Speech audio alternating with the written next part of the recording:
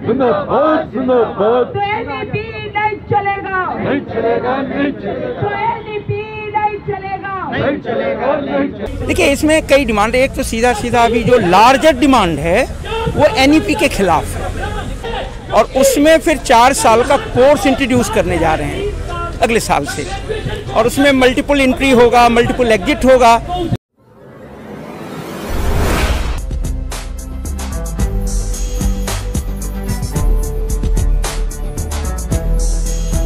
Push ये public funded institutions को push करेंगे धीरे धीरे प्राइवेटाइजेशन और कमर्शलाइजेशन या बाजारीकरण की ओर, और अंत में समाज को शिक्षा से ये मूल रूप से वंचित कर देंगे, एक जो विशाल संख्या है। जो इंडिया नॉलेज क्रिएटर होता था, नॉलेज इकोनॉमी में उसका एक रोल था, आज उसको खत्म किया जा रहा है। आज उसको डिग्री बांटने का एक संस्था बना दिया जा रहा है, जहां कहा जा रहा है कि 1 साल पढ़ोगे तो आपको सर्टिफिकेट की डिग्री मिलेगी, 2 साल पढ़ोगे तो डिप्लोमा की डिग्री, 3 साल पढ़ोगे तो ऑनर्स की डिग्री, 4 साल भी रिसर्च।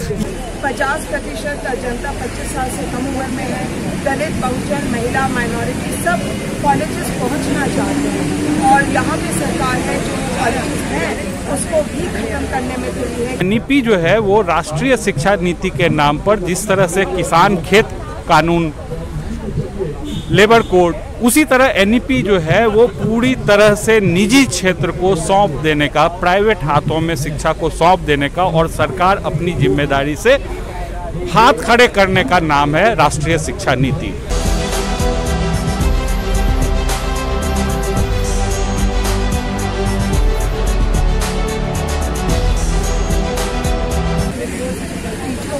सैलरी नहीं देना चाहती। 10,000 बोर्ड से यूनिवर्सिटीज में खाली पड़ी है।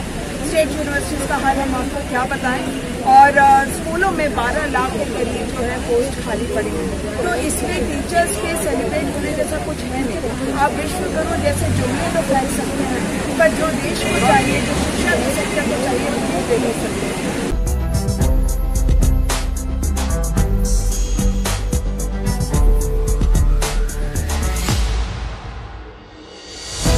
2 साल के बाद अगर जो है स्टूडेंट बाहर जा सकते हैं, फिर मान लिया अगर उनकी कोई मजबूरी है फिर वापस आकर के पढ़ें। इस प्रकार से शिक्षा की जो गंभीरता है वो गंभीरता खत्म हो जाएगी। विद्यार्थी अभी दिल्ली यूनिवर्सिटी में 3 दिन पहले ईसी में जो पास हुआ है वो क्या पास हुआ है, एबीसी को, एबीसी मतलब हुआ एकेडमिक बैंक ऑफ क्रेडिट।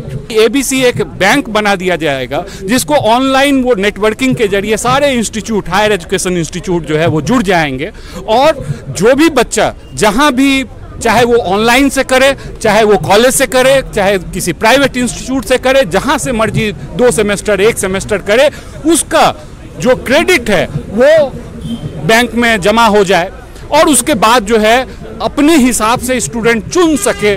तमाम बातें बड़ी अच्छी लगती हैं। नुकसान ये है कि जो 10वीं 12वीं पास करने के बाद जो बच्चे अपने आप को सिस्टमेटिक नहीं बना सकते कि उनको किसकी ज़रूरत है, उन बच्चों से आप उम्मीद कर रहे हैं कि उनको शिक्षा कैसी चाहिए जिससे राष्ट्र का निर्माण हो सके, जो एक नॉलेज क्रिएटर बन सके, ये वो कैसे उस दौर में वो अपने लिए डिज़ाइन बना सकता है, कोर्स डिज़ाइन बना सकता है।